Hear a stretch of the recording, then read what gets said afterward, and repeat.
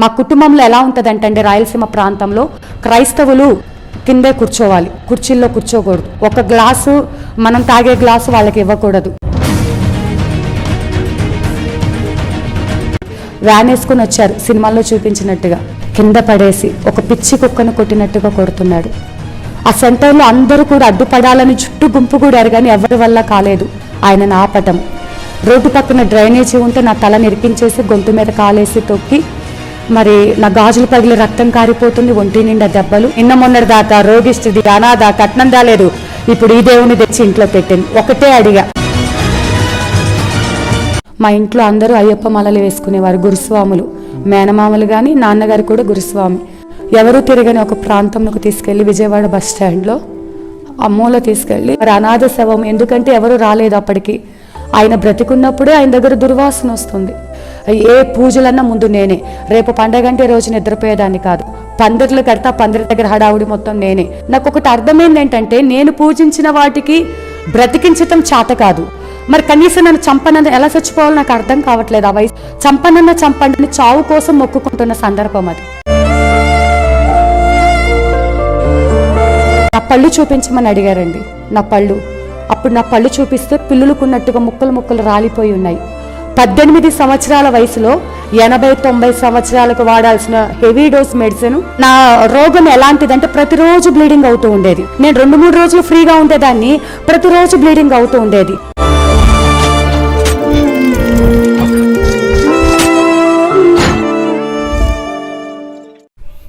Praise the lord.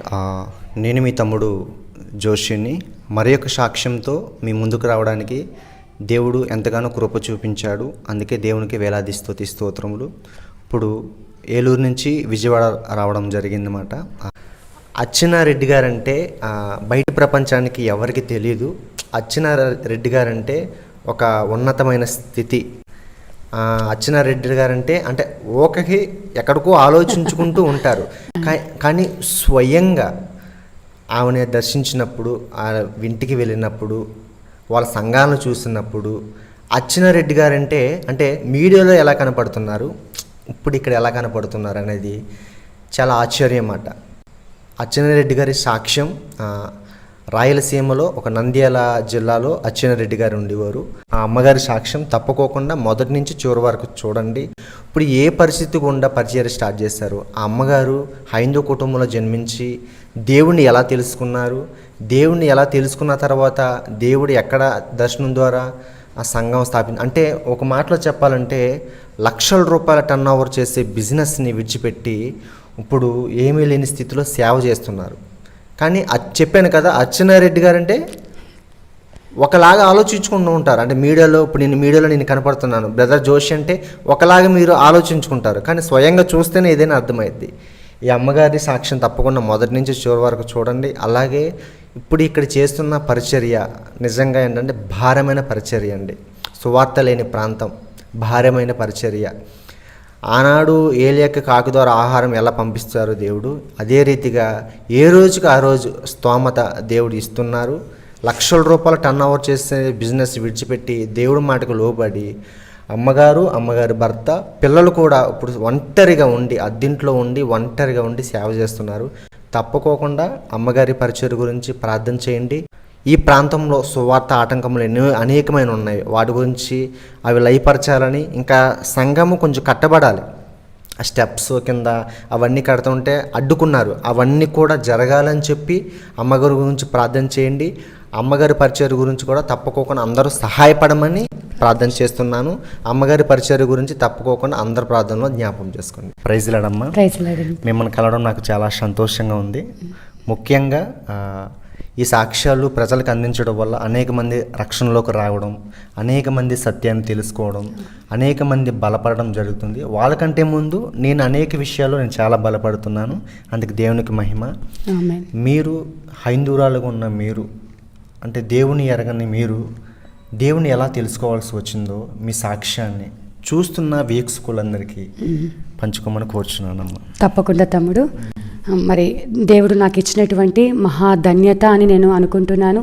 మరి ఎన్నో రోజులుగా తమ్ముడు జోషి యొక్క ఛానల్లో ఉన్నటువంటి అనేక సాక్ష్యములను నేను వింటూ ఉన్నాను. నేను కూడా అనుకున్నాను నా సాక్ష్యమును తప్పకుండా తమ్ముడు ఛానల్లో ఇవ్వాలి అని నేను కూడా ఆశపడి ఉన్నాను. అదేవిధంగా ప్రార్థనాపూర్వకంగా సిద్ధపడి ఉన్నాను. అయితే మరి నా సాక్ష్యం ఏంటి అంటే, మరి చిన్నతనంలోనే నాకు అక్క, అన్నయ్య, మరి మా నాన్నగారు నాకు ఆటోనగర్లో, ఇక్కడే విజయవాడ ఆటోనగర్లో లారీ మెకానిక్ షెడ్లో సొంతం కలిగి పనిచేస్తూ ఉండేవారు. చాలా ఉన్నతమైన ధనిక కుటుంబం, ఎలాంటి ఇబ్బందులు కానీ ఏమీ లేవు. అయితే నాన్నగారికి సంపాదన ఎక్కువైపోయి త్రాగుడికి బాగా బానిసైపోయాడు.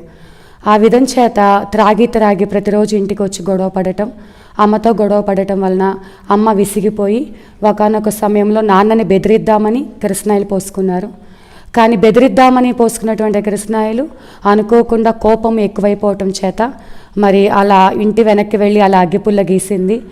మరి అప్పటిదాకా నాని వాళ్ళిద్దరి మధ్య వాగ్వాదం జరిగింది. అలా కోపం మీద ఇంటి వెనక్కి వెళ్ళి అలా అగ్గిపుల్ల గీయంగానే ఒక బాంబు పేలినట్టుగా ఇంటి వెనకున్న కొబ్బరి చెట్టు అంత ఎత్తు అమ్మ ఎగిరి కింద పడి మంటల్లో కాలిపోతూ ఉంది. అది చూసిన మా నాన్నగారికి అప్పటిదాకా చావు అన్నటువంటి వ్యక్తికి తాగిన మత్తు వదిలిపోయి అమ్మని వెళ్ళి గట్టిగా అలా వాటేసుకోవటము. అమ్మ అయితే పూర్తిగా కాలిపోయింది, నాన్న అయితే శరీరం అంతా కాళ్ళు చేతులు కాలిపోయాయి. మరి మా నాన్నగారిది మచిలీపట్నం దగ్గరలో, ఆయన వెంటనే పారిపోయి వెళ్ళిపోయాడు. అమ్మని విజయవాడ గవర్నమెంట్ హాస్పిటల్లో జాయిన్ చేయించారు. మరి ఆ రాత్రంతా శనివారం నైట్ జరిగింది. రాత్రంతా ట్రీట్మెంటు, పోలీసు వాళ్ళు వాంగ్మూలం తీసుకున్నారు. ఏమ్మా ఎలా జరిగింది అంటే, నాకు నా భర్త వల్ల ఇటువంటి ఇబ్బంది లేదండి, వంట చేస్తుంటే నా చీర నిప్పంటుకుంది అని చెప్పింది. అంటే అమ్మగారు నాన్నగారు గురించి మంచిగానే చెప్పారు. ఇక్కడ మనం అర్థం చేసుకోవాల్సిన విషయం ఏంటంటే, అమ్మ నాన్నకి ఒకరి మీద ఒకరికి చాలా ప్రేమ. అమ్మ మంటల్లో కాలిపోతుంటే నాన్న వెళ్ళి వాటేసుకున్నారు, ఆయనకి ఏదో అవుతుంది అనుకోలేదు. అమ్మ చనిపోతూ కూడా ఆయనకి ఏది కాకూడదని ఆమె ఆశించింది.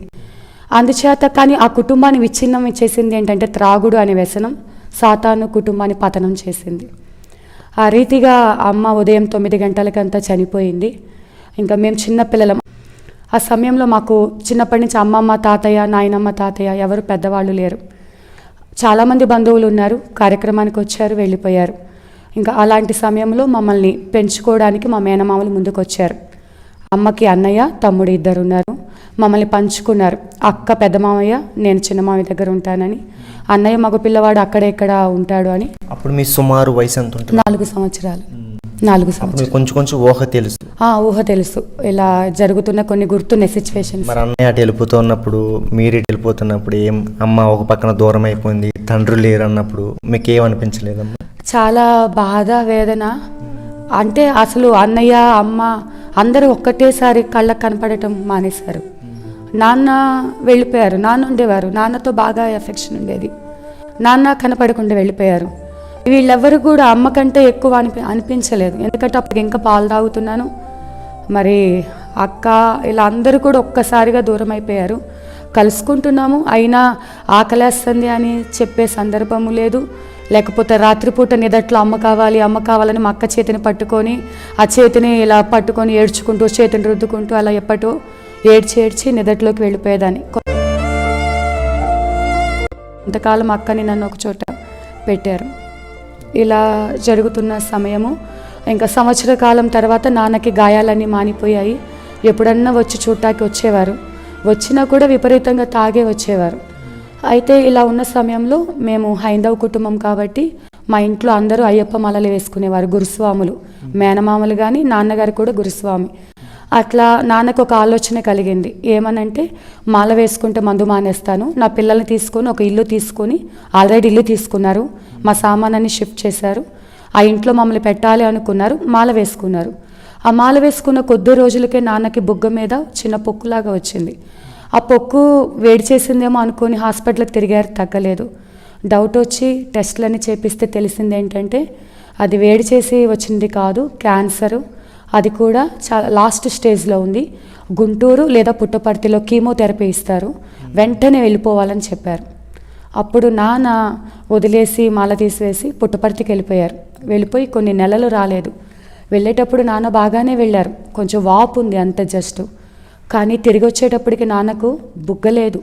ఎలా వచ్చారంటే మొత్తం బుగ్గంతా తినేసింది ఆ క్యాన్సర్ పుండు. కరెంటు పెట్టి పెట్టి మనిషి అంతా నల్లగా జుట్టు రాలిపోయి వికారంగా అంత దూరంలో ఉన్నాడు అంటే ఒక దుర్వాసన మనిషి దగ్గర వస్తూ ఇది మొత్తము ఇట్లా పళ్ళు నాలిక అంతా కనిపిస్తూ తినటం కాదు కదా, తాగుతున్నా కూడా ఇట్లా పక్కకు పెట్టి తాగుతుంటే కొంచెం ఇలా మీద పడిపోతూ ఉండేది భయంకరంగా. మమ్మల్ని చూడటానికి వచ్చినా కూడా విజయవాడలో ఓనర్స్ వాళ్ళు ఆ వ్యక్తి రానివద్దు, మా పిల్లలు భయపడుతున్నారంటే మమ్మల్ని రోడ్ల మీదకి పిలుచుకొని పిల్లల్ని చూసి మాకేమైనా కొనిపెట్టి అలా ఇచ్చి వెళ్ళిపోతూ ఉండేవారు. ఇలా ఉంటున్నటువంటి పరిస్థితిలో మా నాన్నగారి స్టేటస్, మా మేనత్త గారు ఎంఆర్ఓ ఆఫీస్లో ఆర్ఐ. ఇప్పటికీ కూడా కాందారి హోటల్ దగ్గర కొన్ని కోట్ల విలువ చేసే ఆస్తులు ఉన్నాయి. మా నాన్నగారు సంపాదించేటప్పుడు ఆయన చుట్టూ చాలామంది ఫ్రెండ్స్ ఉండేవారు, అలానే ఆయన త్రాగుడికి అలవాటు పడిపోయారు. కానీ ఈ సిచ్యువేషన్లో స్నేహితులు కానీ బంధువులు కానీ ఎవరు ఆయనను దగ్గరికి తీయలేదు. అలా లేక అక్కడక్కడ తిరుగుతూ ఉండేవారు. ఇలా ఉంటున్న సమయంలో మా నాన్నగారు అక్టోబర్ 11వ తారీఖు నా పుట్టినరోజు, 10వ తారీఖు నా దగ్గరికి వచ్చారు. అప్పుడు నేను 3rd క్లాస్ చదువుతున్నాను.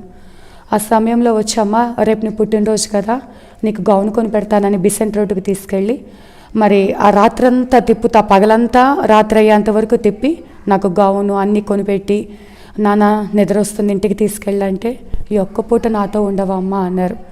అంటే సరే, అన్నీ తినిపిస్తున్నారు, అన్నీ కొనిపెట్టారు, అన్నీ పట్టుకొని రోడ్ల మీద తిరుగుతూ ఉన్నాము. ఆ రాత్రి అయిపోయింది, అర్ధరాత్రి అవుతుంది. విజయవాడ బస్ స్టాండ్కి తీసుకువెళ్ళారు.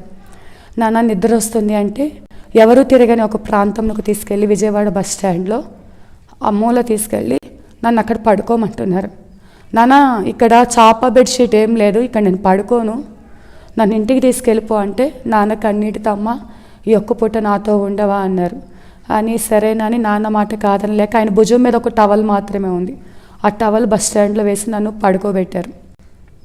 తెల్లవారిపోయింది. బందర్ కాలువ అని ఉంటుంది రోడ్డు పక్కనే, హైవే పక్కన పార్కు కూడా ఉంటుంది. ఆ కాలువలో స్నానం చేపించి పార్కులో నాకు రెడీ చేసి ఇంటి దగ్గర వదిలిపెట్టి నన్ను పట్టుకొని బాగా ఏడుస్తున్నారు. నాకు కూడా చాలా ఏడుపు వస్తుంది, కానీ మళ్ళీ కలుస్తాను కదా అని చెప్పేసి అలా అనుకున్నాను. అయితే అక్టోబర్ 11 ఇది జరిగిందండి, నా పుట్టినరోజు నాడు. కరెక్ట్గా నవంబర్ 5వ తారీఖు మరి స్కూల్ దగ్గర నుంచి నన్ను తీసుకొచ్చేసారు. ఏంటి అంటే అక్క మామయ్య వాళ్ళు అందరం పరిగెత్తుకొని విజయవాడ శ్మశానానికి వెళ్ళాము. ఆ శ్మశానానికి వెళ్తే అక్కడ జరిగింది ఏంటంటే అక్కడ మా నాన్నగారు చనిపోయి ఉన్నారు. మా నాన్నగారికి ఆయన చనిపోతానని ఒకరోజు ముందే తెలిసి నవంబర్ 4వ తారీఖు నైట్ ఆయన శ్మశానానికి వెళ్ళిపోయారు. వెళ్ళిపోయి ఆ రాత్రి అంతా, మా అమ్మగారి పేరు మణి, ఆ అమ్మకి ఎంత ప్రేమ ఉందో ఈ విషయాన్ని బట్టి అర్థమవుతుంది. మణి మణి అని కలవరిస్తూ ఇంకేవేవో మరి చనిపోయేటప్పుడు ఆ యొక్క ఏవేవో కేకలు పెట్టారంట. ఈ విషయం ఎలా తెలిసిందంటే శ్మశానం బయట కొబ్బరికాయలు అమ్ముకునే, పూలదండలు అమ్ముకునేవారు. మేము తెల్లవారిన తర్వాత వెళ్ళినప్పుడు వాళ్ళు చెప్పారు. అసలు అక్కడ చనిపోయినట్టు మాకు ఎలా ఇన్ఫర్మేషన్ వచ్చింది అంటే మరి అక్కడ అనాథ శవాలు ఎవరైనా, విజయవాడలో అనాథ శవాలు ఎవరైనా చనిపోతే మున్సిపాలిటీ వాళ్ళు కరెంటు మిషన్లో వేస్తారంట. అదే రీతిగా మా నాన్నగారు కూడా మరి అనాథ శవం, ఎందుకంటే ఎవరు రాలేదు అప్పటికి, ఆయన బ్రతికున్నప్పుడే ఆయన దగ్గర దుర్వాసన వస్తుంది, అప్పటికి చనిపోయి మధ్యాహ్నం అయిపోతుంది, ఎవరు ఆ శవం తాలూకు రాలేదు అని మున్సిపాలిటీ వాళ్ళు లాగి కరెంటు మిషన్లో వేసేయాలనుకున్నారు. అలాంటి సమయంలో ఆ మున్సిపాలిటీ సిబ్బందిలో ఒకరికి మా నాన్నగారు తెలిసి ఆయన చెప్పారు, ఈయన పలానా వ్యక్తి అనాథ కాదు, ఈయనకు బావమరుదులు ఉన్నారు, పిల్లలు ఉన్నారు, బాగా బ్రతికిన వ్యక్తి, కొంచెం సమయం ఇవ్వమని అక్కడ అధికారులకు చెప్పారు. మాకు ఇన్ఫర్మేషన్ ఇచ్చారు. పరిగెత్తుకుంటూ శ్మశానానికి వెళ్తే అక్కడ ఉన్నటువంటి బయట కొట్లో వాళ్ళు మమ్మల్ని చూసి ఇంతమంది పిల్లల్ని కలిగి మరి ఇంతమంది బంధువుల్ని కలిగి అనాథలాగా చనిపోయారా, రాత్రంతా కేకలు పెట్టాడమ్మా, మాకే అనాథ పాపము అని కేకలు వినలేకపోయాము, తెల్లవారుజామున ఆ కేకలు ఆగిపోయాయి, అప్పుడు అనుకున్నాం ప్రాణం పోయింది అని. అట్లా చివరిగా మాకు అలా పాడి మీద పడుకోబెట్టి దండలేసి చివరి చూపు చూపించి నాన్నని కరెంటు మిషన్లో వేశారు. ఇంకా ఎప్పుడన్నా వస్తారు నాన్న అని ఒక ఆశ ఉండేది, ఇంకా నాన్న కూడా రారన్న సంగతి నాకు అర్థమైంది అప్పుడు. అలాంటి పరిస్థితుల మధ్య నాన్న చనిపోయారు. నేను చాలా లావుగా బలంగా ఉండేదాన్ని చిన్నప్పుడు, కానీ ఉన్న పాటున వాంతులు విరోచనాలు అధికమైపోయాయి. హాస్పిటల్కి తీసుకెళ్తే కామెర్లు ముదిరిపోయాయి, టైఫాయిడ్ ఎక్కువ ఉంది, వెంటనే అడ్మిట్ చేయాలని అడ్మిట్ చేసుకున్నారు. అప్పుడు మీరు మీ మావయ్య వాళ్ళ ఇంట్లోనే ఉంటున్నారు? మావయ్య వాళ్ళ ఇంట్లోనే ఉంటున్నాను, విజయవాడలోనే ఉంటున్నాను. మరి కృష్ణలంక ఏరియాలో ఉంటున్నాం, బస్ స్టాండింగ్ దగ్గరలోని. అయితే ఇట్లా హాస్పిటల్ అడ్మిట్ చేశాక ఒక 1 వీక్ సెలైన్స్ పెట్టారు. ఆ టైఫాయిడ్ కామెర్లు తగ్గిపోయింది, కానీ నేను డిశ్చార్జ్ అయ్యేసరికి సన్నగా అయిపోయాను. ఈ సన్నగా అయిపోవడంతో ఇదంతా తగ్గింది, కానీ విపరీతమైన దగ్గు, ఆయాసం, ఇట్లా నడుము మీద చేయలేందే నిలబడలేని పరిస్థితి, విపరీతంగా దగ్గు. అట్లీస్ట్ నేను 7th క్లాస్ చదువుతున్నాను అప్పుడు. స్కూల్ బ్యాగ్ మోస్తే ఇలా వంగిపోయేదాన్ని. అందరు పిల్లలు నేను హైట్ ఉంటానని చెప్పేసి ఖోఖోలో అలా అంతకుముందు తీసుకున్నారు, కానీ నేను నడవలేకపోతున్నాను. ఏంటి అని హాస్పిటల్కి చూపిస్తే నాకేదో సెలైన్ పెట్టడం వల్ల వచ్చింది అనుకున్నారు మా వాళ్ళు, మేనమామలు. కానీ డాక్టర్లు టెస్ట్ చేసి ఇది మామూలుగా వచ్చిన ఆయాసం దగ్గు కాదు, ఇది ఉబ్బసం వ్యాధి, ఆస్తమా. మీ ఇంట్లో ఎవరికైనా ఉందా అంటే మా నాయనమ్మకు, మా 2 మేనత్తలకు ఉంది. అది వంశపారంపర్యంగా వచ్చింది. ఇప్పటిదాకా బలంగా ఉండటం చేత అది బయటపడలేదు. ఎప్పుడైతే నేను వీక్ అయిపోయానో ఇవి బయటపడినాయి. ఇంకా దీన్ని బట్టి ఇంకా నేను ఎలా అంటే కనీసం ఇంట్లో పని చేద్దామని ఒక బిందె ఎత్తుకుని నడుము మీద పెట్టుకునే లోపల ఇంక ఊపిరి ఆగిపోతుంది. ఇంకా కనీసం అందరి పిల్లల్లాగా నేను తినలేను, నడవలేను, పరిగెత్తలేను, దేనికి కూడా అన్ఫిట్ లాగా ఉంటూ ఉండేదాన్ని. చదవాలని అయితే బాగా ఇష్టంగా ఉండేది, నేను బాగా చదువుకోవాలని, కానీ చదువుకోవడానికి కూడా శక్తి సరిపోయేది కాదు. హోమియోపతి మందు వాడాను. బతికున్న చేపల్ని, ఉబ్బసం వ్యాధికి బతికున్న చేపల్ని మింగితే తగ్గిపోతుందంటే 3 చేపల్ని మింగేశాను, బతికున్న చేపల్ని. నాటు మందు, ఇంజక్షన్లు, ఎన్ని హాస్పిటల్ కంటే ఆ చిన్న వయసులో నాకు ఇంజక్షన్ అంటే భయం ఉండేది కాదు. అయితే ఒకానొక హాస్పిటల్ దగ్గరికి వెళ్తే డాక్టర్లు నా పరిస్థితి చూసి ఈ అమ్మాయి చాలా సివియర్గా ఉంది కాబట్టి 3 ఇంజక్షన్స్ ఇస్తాము, అది డైరెక్ట్ నరానికి ఇవ్వాలి, నొప్పి ఉంటుంది తట్టుకోవాలి అంటే. అప్పటికి నాకు ఇంజక్షన్స్ అలవాటు అయిపోయింది కామన్గా. ఏం ప్రాబ్లం లేదండి వేయించుకుంటాను అన్నాను. అయితే అన్ని ఇంజక్షన్స్ లాగా లేవు అవి. ఒక నరంకు పెట్టి 3 ఇంజక్షన్స్ వేసేసరికి అరగంట పైనే టైం పడుతుంది. ఆ మందు ఎక్కుతుంటే పైకి టాప్ లేసిపోయేటట్టు కేకలు పెడుతున్నాను. అలా రోజుకి ఎన్ని ఇంజక్షన్లు ఇస్తారమ్మా?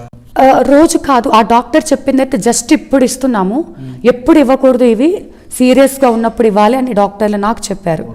సో అప్పుడు సీరియస్గా ఉన్న పరిస్థితి ఉందని సరేనని చెప్పి ఆ 3 ఇంజక్షన్స్ భయంకరమైన బాధ తట్టుకొని వేపించుకున్నాను. కానీ ఆశ్చర్యం ఏంటంటే అప్పటిదాకా నా గుండెలు బరువెక్కిపోయి ఊపిరి పీల్చుకోలేని, కిందకి పైకి ఇట్లా ఊగుతూ గాలి పీల్చుకోవాలి. నోరు ముయ్యకూడదు, నోరు తెరుచుకొని ఉంటేనే నాకు గాలి అందుతుంది. మళ్ళీ లోపల దురద పుట్టిద్ది, ఎముకల్లో దురద, పైకి గోకుండా దురద తగ్గదు అని గుండెల కేసులా బాదుకునేదాన్ని. అలాంటిది ఇంజక్షన్లు వేశాక రాత్రి నిద్ర పట్టింది, దురద తగ్గింది, ఊపిరి ఆడుతుంది. అప్పుడు నేను అనుకున్నాను, ఇన్ని హాస్పిటల్స్, ఎన్ని మందులు వాడాను, ఎవ్వరు కరెక్ట్ మెడిసిన్ ఇవ్వలే, ఈ 3 ఇంజక్షన్లే నా వ్యాధిని బాగు చేస్తాయని నేను అనుకొని ఆ ఇంజక్షన్స్ మళ్ళీ వేయమని ఒక 4 రోజులు ఈ పవర్ పనిచేసింది. మళ్ళీ 4 రోజుల నుంచి మళ్ళీ నా సిమ్టమ్స్ అన్నీ బయటపడ్డాయి. ఆ డాక్టర్ దగ్గరికి వెళ్ళి నాకు ఇంజక్షన్స్ వేయమంటే, ఇవి పవర్ఫుల్ ఇంజక్షన్స్ వేయకూడదు, నువ్వు పెద్దోళ్ళని పిలుచుకొని రావాలి అని అరిచి పంపించేశారు. ఈ ఒక్కసారికి వేయండి, నేను తట్టుకోలేకపోతున్నానంటే ఈ ఒక్కసారికి వేస్తున్నాము, మాటికి ఇంజక్షన్స్ అడగొద్దని చెప్పేసి వేయకూడదని చెప్పారు. ఆ ఒక్కసారికి వేపించుకొని ఆ పడేసిన పెట్టెలు తెచ్చుకొని ఆ ఇంజక్షన్స్ నేను నోట్ చేసుకొని నెక్స్ట్ టైము ఇలా కరెక్ట్గా 4 రోజులకి నాకు మళ్ళీ తేడా స్టార్ట్ అవుతూ ఉంటుంది. వారానికి ఒకసారి. ఈ డాక్టర్ వేరు కదా, ఇంకొక డాక్టర్ కావాలంటే వాళ్ళకి ఏదైనా హెల్ప్ చేసి, వాళ్ళకి ఏదైనా పని చేసి పెట్టి, ఆర్ఎంపీ డాక్టర్, కాంపౌండర్, ఎవరైతే ఇంజక్షన్స్ వేయగలరో, పెద్దోళ్ళని పిలుచుకురా అంటే అమ్మ నాన్న లేరండి అని జాలిగా చెప్పగానే సరే ఈసారికి వేస్తున్నామని అందరూ వేసేసేవాళ్ళు నాకు ఇంజక్షన్స్. ఇంట్లో తెలియకుండా, పెద్దవాళ్ళకి తెలియకుండా నేను ఇంజక్షన్స్కి చాలా కాస్ట్ కూడా తక్కువే ఉండేవి, నాకు ఇచ్చిన అమౌంట్ దాచిపెట్టుకుని ఇంజక్షన్లు కొనుక్కునేదాన్ని నేను. ఈ విధంగా ఉంటూ ఉండేది. అయితే మేనమామల దగ్గర పెరుగుతూ ఉన్నాను, ఆ మావయ్య దగ్గరికి, ఈ మావయ్య దగ్గరికి మార్చి తిరుగుతూ ఉన్నాను. అయితే నేను అనుకుంటూ ఉండేదాన్ని, ఈ విధంగా ఉండేటప్పుడు 7th క్లాస్లో మా అక్కకు పెళ్లి చేసి నంద్యాల ఇచ్చారు. మాకు రాయలసీమ ప్రాంతం అలా తెలుసు. అక్కకు పెళ్లి చేసి ఇచ్చారు. మా దగ్గర అమ్మ నాన్న బ్రతికున్నప్పుడు పని చేసేవాడు.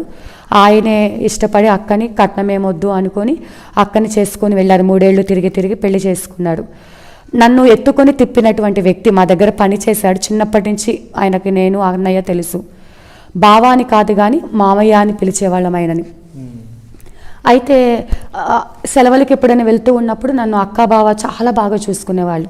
7th క్లాస్ అప్పటి నుంచి ఇక్కడికి వస్తే ఇంట్లో నా వల్ల ఇంట్లో మావయ్యకి అత్తయ్యకి గొడవలు అయిపోతూ ఉండేవి, ఈ పని గురించి ఆ పని గురించి. ఆ యవ్వన కాలంలో నేను అనుకునేదాన్ని, నాకు అమ్మ నాన్న లేకపోవటం చేతని నేను ఎంత పని చేసినా ఇంట్లో గొడవలు అవుతున్నాయి. మా మామయ్యోళ్ళు అంటే నాకు చాలా ఇష్టం. నా వరకు గొడవ అయితే సరే, ఈ బాధ తట్టుకోలేక ఏడిస్తే ఇంట్లో గొడవ అయిపోతుంది. ఏడవడానికి కూడా శక్తి లేక బాత్రూంలోకి వెళ్ళిపోయి ట్యాప్ తిప్పేసి చేతులు కొరుక్కునేదాన్ని. సైకాలజికల్గా నేను ఏడవకూడదు, ఏడుపు ఆగట్లేదు. బాత్రూంలో ట్యాప్ తిప్పేసుకొని చేతులు కొరికేసుకుని ఆ నొప్పికి ఏడుపు కంట్రోల్ అయ్యాక ఏమీ తెలియనట్టుగా బయటకు వచ్చేదాన్ని. ఇట్లా మామూలు అయిపోయింది.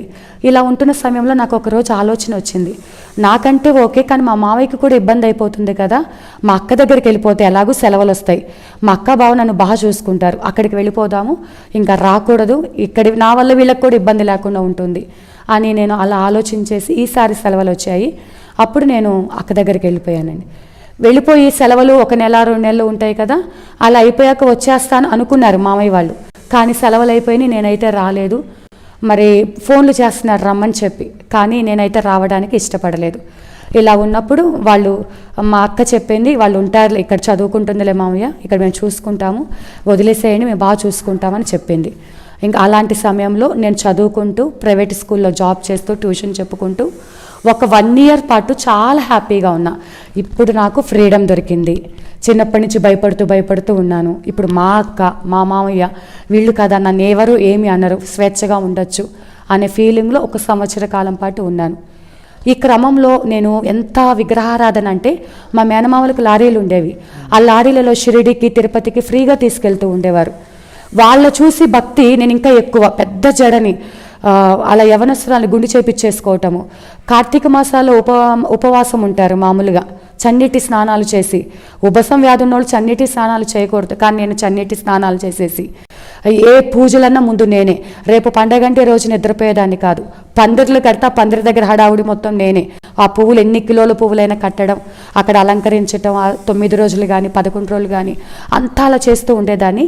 మా మేనమావల కంటే ఎక్కువ భక్తి నేను చేయాలనుకొని ఇంకా నా పిచ్చి అనమాట. సోమవారం ఒకరైతే మా అమ్మగారు కూడా అలాగే పాలరాతి శివలింగం ఉండేది, ఆమె ఆ యొక్క ఇత్తడి పళ్ళెంలో పెట్టి ఆవు పాలతో అభిషేకం చేసేది అమ్మ. వీళ్ళందరిది నా కళ్ళల్లో ఉంది. వీళ్ళకంటే నేను ఎక్కువ భక్తి చేయాలని నా వయసుకు మించి, నా శక్తికి మించి పూజలు చేస్తూ ఉండేదాన్ని. ఇలా ఉంటున్న క్రమంలో మా బావ మనసులో ఒక తప్పుడు ఆలోచన వచ్చింది. అది ఏంటి అంటే, నన్ను కూడా ఆయన పెళ్లి చేసుకోవాలని. ఆయన చిన్నప్పటి నుంచి ఎత్తుకొని పెంచినటువంటి వ్యక్తి. ఆ ఉద్దేశం చేత నాకు ఎన్ని సంబంధాలు వచ్చినా, ఇటు నుంచి మేనమామలు ఫోన్ చేస్తున్నారు. మరి ఇప్పుడు నన్ను పెళ్లి చేసుకున్నటువంటి నా భర్త శివరామరెడ్డి గారు వాళ్ళ ఇంట్లో అక్క వాళ్ళు రెంట్కు ఉండేవారు. మరి అలా ఉన్నప్పుడు ఆయన చిన్నప్పటి నుంచి, నాకు 7th క్లాస్ అప్పటి నుంచి నన్ను చూశారు, వాళ్ళ ఇంట్లో వాళ్ళందరూ నన్ను చూశారు. అప్పటికే సంవత్సరం ముందు నుంచి నన్ను పెళ్లి చేసుకుంటామని వాళ్ళు అడుగుతున్నారు. ఒకటే క్యాస్ట్ కదా, ఇబ్బంది లేదని వాళ్ళు నన్ను పెళ్లి చేసుకోవడానికి అడుగుతున్నారు.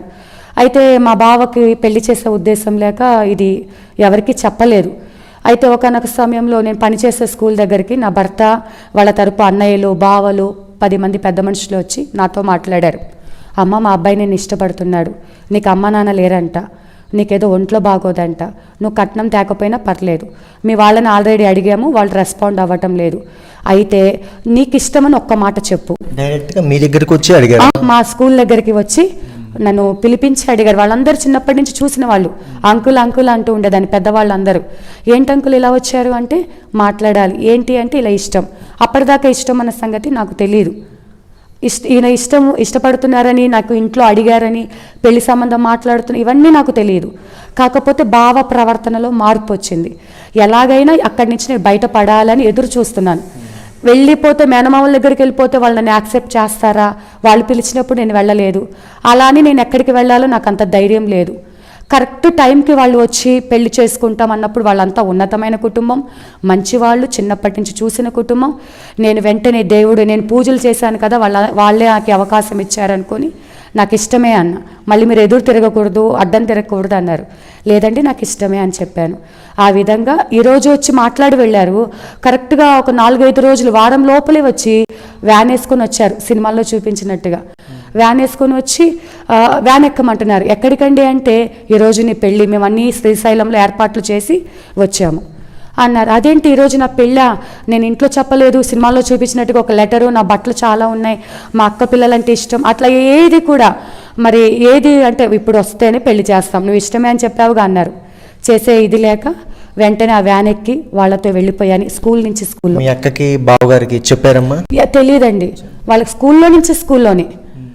నేను మామూలు పాత బట్టలు వేసుకున్నా, నాకే తెలియదు అసలు చెప్పడానికి, నాకే ఆ రోజు నా పెళ్ళని తెలియదు. వాళ్ళు ముందు వచ్చి మాట్లాడుకొని వెళ్ళారు, మీ వాళ్ళు ఒప్పుకోవటం లేదు, వాళ్ళకి చేసే ఉద్దేశం లేదు, మేము చేసుకుంటామని ముందే చెప్పి వెళ్ళారు. సడన్గా వచ్చారు, ఆ రోజు వస్తేనే పెళ్లి చేస్తామన్నారు.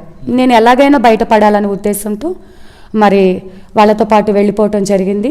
ఆ రోజు నైటే అన్ని ఏర్పాట్లు, వీళ్ళు నాకు బట్టలు అన్నీ కొన్నారు, శ్రీశైలం తీసుకెళ్లారు. వాళ్ళ తరపున అందరూ ఉన్నారు, నా తరపున ఎవరు లేరు, నేను ఒక్కదాన్ని.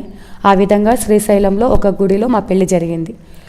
పెళ్లి జరిగిన తర్వాత ఫోన్ చేసి చెప్పాలిగా, చెప్తే మా బావ భయంకరంగా దుర్భాషలో బూతులు మాట్లాడుతున్నారు. కోపం మీద కదా, కోపం తగ్గాక పెద్దవాళ్ళ కోపం తగ్గిపోయింది, ముందు అనుకున్న సంబంధమే కదా అనుకున్నారు. వారం రోజులు కంటికి కనపడలేదు, దూరంగా ఉన్నాము. వారం తర్వాత వచ్చాము. ఇక్కడ మా సొంత అక్కింటికి మా ఇప్పుడు పెళ్లి చేసుకున్న నా భర్త ఇంటికి 2-3 కిలోమీటర్ల డిస్టెన్స్. అయితే వారం తర్వాత నేను ఇంట్లో ఒంటరిగా ఉన్నాను. మా అక్క వచ్చింది. మా అక్క వచ్చి, ఇలా పెళ్లి చేసుకున్నావని మామయ్య వాళ్ళకి ఫోన్ చేసి చెప్పు, నన్ను తిడుతున్నారు, నువ్వే పంపించేశావు, నీ వల్ల ఇలా జరిగింది అని. అక్క నువ్వు బాధపడ, మాకు ఈ సంగతులు ఏవి అక్కకి తెలియదు. నా ఉద్దేశం అక్కకి తెలిస్తే అక్కకి గొడవలు అయిపోతాయి, మళ్ళీ వాళ్ళిద్దరి మధ్య గొడవలు అవుతాయని నేను పడుతున్న స్ట్రగుల్ ఏది కూడా నేను అక్కకి చెప్పలేదండి. అక్కకి ఇదంతా తెలియదు. అక్క నేను చెప్తాను, నువ్వు బాధపడొద్దు అన్నాను. అప్పట్లో సెల్ ఫోన్స్ అందరి దగ్గర లేవు, ఎస్టీడీ బూత్ దగ్గరికి వెళ్ళాలి. అక్కతో పాటు సెంటర్కి వెళ్ళిపోయా, ఫోన్ మాట్లాడాలి ఎస్టీడీ బూత్ దగ్గరికి. 4 రోడ్ల మధ్య మా బావ దాక్కొని ఉన్నాడు. చాలా హైట్ వెయిట్ ఉన్నటువంటి వ్యక్తి నన్ను చూడగానే కింద పడేసి ఒక పిచ్చి కుక్కను కొట్టినట్టుగా కొడుతున్నాడు. ఆ సెంటర్లో అందరూ కూడా అడ్డుపడాలని చుట్టూ గుంపు కూడారు, కానీ ఎవరి వల్ల కాలేదు ఆయనను ఆపటం. రోడ్డు పక్కన డ్రైనేజీ ఉంటే నా తల నిరికించేసి గొంతు మీద కాలేసి తొక్కి, మరి నా గాజులు పగిలి రక్తం కారిపోతుంది, ఒంటి నిండా దెబ్బలు. ఆయన కోపం తగ్గి ఆయన మత్తు వదిలేదాకా కొట్టి అలా పడేసి వదిలేసి వెళ్ళిపోయారు. అప్పుడు మీ హస్బెండ్ కానీ వాళ్ళ తరపున కానీ ఎవ్వరు లేరు, ఇంట్లో ఒంటరిగా ఉన్నాను. అక్క కదా అని వెళ్ళిపోయాను నేను, ఎవరు లేనటువంటి పరిస్థితి. అయితే ఇక్కడ దెబ్బలు కొడుతున్నారంట అన్న సంగతి ఇంటికి తెలిసింది. వాళ్ళు వచ్చేసరికి నేను రోడ్డు మీద కొట్టి అలా పడేసి వెళ్ళిపోయారు వాళ్ళు. ఆ సమయంలో అలా కొట్టి పడేసినటువంటి సమయంలో మా వాళ్ళు వచ్చి, మా భర్తకి 2 అన్నయ్యలు, మొత్తం 3 అన్నదమ్ములు, 1 ఆడబిడ్డ. అయితే వాళ్ళు రౌడీలకి డబ్బులు ఇప్పించి రౌడీలను తీసుకెళ్ళి మా అక్క వాళ్ళ ఇంటి మీదకి గొడవకి వెళ్ళి సామానాన్ని పగలగొట్టి మా బావను కొట్టబోతే మా అక్క అడ్డొచ్చింది. మా అక్క తలకి ఆ దెబ్బ పడి తల పగిలింది. మా అక్కని తీసుకెళ్ళి కేసు పెట్టించారు, ఇటు నన్ను తీసుకెళ్ళి కేసు పెట్టించారు. అక్క తల బాగా గాయమైపోయింది, నా దెబ్బలు అయితే కనపడట్లేదు, లోపల దెబ్బలన్నమాట. పోలీస్ స్టేషన్కి వెళ్తే ఎస్ఐ గారు, సిఐ గారు, చుట్టూ పోలీసు వాళ్ళందరూ కూడా వింతగా చూస్తున్నారు. ఏంటి కేసు, ఈ అమ్మాయి ఇలా వెళ్ళిపోయి పెళ్లి చేసుకొని అక్కాబావను కొట్టించిందంట, అందుకే కేసు, మళ్ళీ ఇలా కేసు జరిగిందని అందరూ నన్ను చూసి ఎగతాళిగా చూస్తూ ఉన్నారు. ఒక యవ్వనస్తురాలని, ఆడపిల్లని, అప్పటిదాకా మా మేనమామలు పెంచిన ఇదేంటంటే ఆడపిల్ల బయటకు రాకూడదు అని ఆ విధంగా పెంచారండి. కానీ అంతమంది పోలీసు వాళ్ళ మధ్య సరే కనీసం అక్కగా నేను బాధ చెప్పుకున్నాం, అక్క అసలు ఇది ఎందుకు జరిగింది ఇలా చెప్పుకున్నామంటే, అక్క అనవసరంగా నేను ఇంట్లో పెట్టుకున్నందుకు మాకు ఇదంతా జరిగిందని అక్క నా మొక్క మీద ఉమ్మి వేసి అసహించుకుని నేను చెప్పలేదండి. అసలు అంత దూరంలో ఉంది, అక్కకి అసలు ఈ విషయం తెలియదు, నీ వల్లనే ఇదంతా జరిగిందని. అక్క ముందే గాయాలు తగిలి ఉన్నాయి, ఆయనను కూడా కొట్టి ఉన్నారు, ఇంట్లో సామాన్ అంతా పగల కొట్టారు. అక్కకి ఆ సైడ్ నుంచి తను ఆలోచించేది కరెక్ట్గానే అనిపిస్తుంది. ఇలా ఉంటున్న సమయంలో కేసు బుక్ అయిపోయాయి, నన్ను తీసుకెళ్ళి మంచాన పడుకోబెట్టారండి. ఆ రోజు మంచం ఎక్కిన నేను తిరిగి దిగలేదు. ఎలా అంటే ఆ గాయాలు లోపల ఉన్న గాయాల చేత కనీసం ఉమ్మి కూడా మింగలేని పరిస్థితి. ఆ గొంతు మీద కాలేసి తొక్కేయటం చేత బాత్రూమ్కి కూడా వెళ్ళలేకపోతున్నాను. నా భర్త అట్లా తీసుకుని వెళ్తున్నారు, మా అత్తయ్య గారు నాకు స్నానం చేపిస్తున్నారు. మంచం మీద పడుకోబెడితే ఇట్లాగే నోరు ఎల్లబెట్టి పైకి ఇలా పడుకోబెట్టి నోరు ఇలా మొత్తం తెరుచుంటేనే నాకు ఊపిరాడుతుంది. అప్పటిదాకా వేసిన 3 ఇంజక్షన్స్ పనిచేయటం మానేశాయి. ఇంజక్షన్స్ వేయించుకుంటున్న ఆ హాస్పిటల్కి ఈ హాస్పిటల్కి ఎక్కడికి తిరిగినా నాకు ఊపిరి అందటం కష్టమైపోయింది. ఏమి తినలేను, తింటే వామిటింగ్ అయిపోతుంది. ఇలా ఉంటున్న పరిస్థితిలో మా అత్తయ్య గారు చూసి, ఏరా నా భర్తతో అంటున్నారు, ఏరా ఇష్టపడ్డాను అని నువ్వు కోరుకున్నావు అని చెప్పి మేము కట్నం లేకపోయినా ఒంట్లో బాగోలేదంటే ఏదో అనుకున్నాం, కానీ రేపో మాపో సచ్చే రోగిష్టిదాన్ని పెళ్లి చేసుకొచ్చుకున్నావు, కట్నం తీసుకురాలేదు, అనాథ, ఈ పిల్ల తరపున చచ్చిపోతే వచ్చేవాళ్ళు ఒక్కళ్ళు కూడా లేరు, ఇలాంటి దాన్ని చేసుకొచ్చుకున్నావేంట్రా, మాకు పని చేయకపోతే సరే కనీసం నిన్ను సుఖపెట్టాలి కదా, నీకు కూడా ఎలా కూడా ఉపయోగపడదు అని మా అత్తయ్య నా భర్తను తిడుతూ ఉన్నారండి. వాళ్ళు ఆస్తిపరులమ్మా? ఆస్తిపరులండి. మరీ అంత ధనికులు కాదు, వెల్ సెటిల్డ్ ఫ్యామిలీ, వాళ్ళకి ఎటువంటి ఇబ్బంది లేదు, పొలాలు అన్నీ కలిగినటువంటి కుటుంబమే.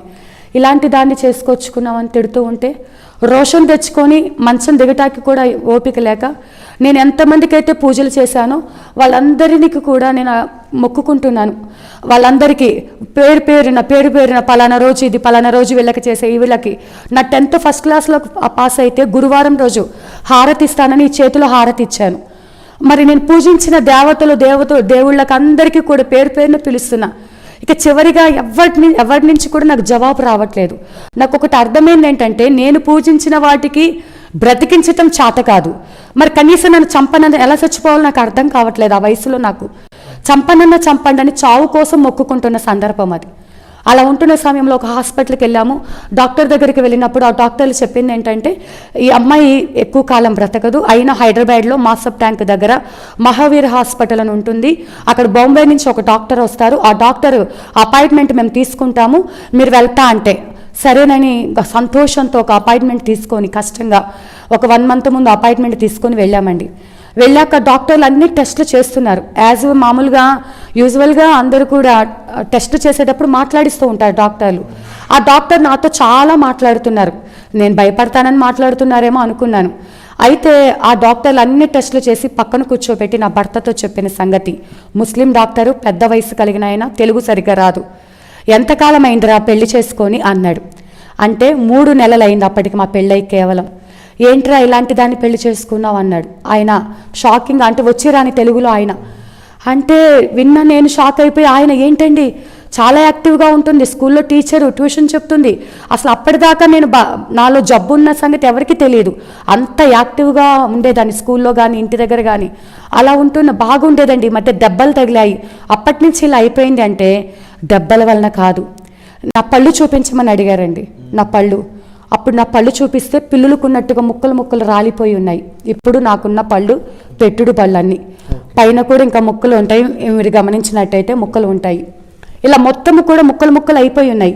పళ్ళు చూసావంటే అవునండి ఎప్పుడు అంతగా గమనించలేదు. అంటే ఈ అమ్మాయి పళ్ళు ఎలాగైతే రాలిపోయి ఉంటున్నాయో లోపల ఎముకలు మొత్తం కూడా రాలిపోయాయి, కాల్షియం మొత్తం అరిగిపోయింది, లివర్ డ్యామేజ్ అయిపోయింది, గర్భసంచి కుళ్ళిపోయింది, ఈ అమ్మాయి ఎంతో కాలం బ్రతకదు. నా భర్త ఏడుస్తూ ఎంత డబ్బైనా ఖర్చు పెడతామండి, ఆపరేషన్ ఏదైనా ట్రీట్మెంట్ చేయండి అని అడుగుతున్నారు. అయితే ఆ డాక్టర్ అంటున్నాడు, బాడీ రెస్పాండ్ అయితే మేము ఏదైనా ట్రీట్మెంట్ చేయగలం, అసలు బాడీ రెస్పాండ్ అవ్వటం లేదు. ఎందుకు ఇలా జరిగిందో తెలుసా, ఈ అమ్మాయి ఇంజక్షన్లు వాడుతున్నట్టు తెలుసా అంటే తెలుసండి, అవి లేకుండా అమ్మాయి బ్రతకలేదు, చిన్నప్పటి నుంచి వేపించుకుంటుంది అలవాటు. అవి ఇప్పుడు కరోనా టైంలో అందరికీ తెలిసింది, వాటిని స్టెరాయిడ్స్ అంటారు. ఆ స్టెరాయిడ్స్ నేను 7th క్లాస్ అప్పటి నుంచి నా యవనకాల వయసు వచ్చే అంతవరకు వారంలో ఒక్కోసారి, రేపు పండగ అంటే ఎక్కడ ఆయాసం వచ్చిద్దానని వారానికి 2 సార్లు పవర్ఫుల్ వేసుకునేదాన్ని. ఆ ఇంజక్షన్స్ వేస్తే మత్తుగా నిద్ర పట్టేది.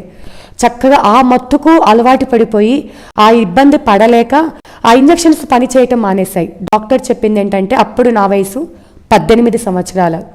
18 సంవత్సరాల వయసులో 80-90 సంవత్సరాలకు వాడాల్సిన హెవీ డోస్ మెడిసిన్ నేను వాడేయటం చేత నా బాడీ రెస్పాండ్ అవ్వటం మానేసింది, మందులు ఏవి పని చేయట్లేదు. సో ఇంకా ఆపరేషన్లు చేసిన ఏది కూడా సెట్ కాదు.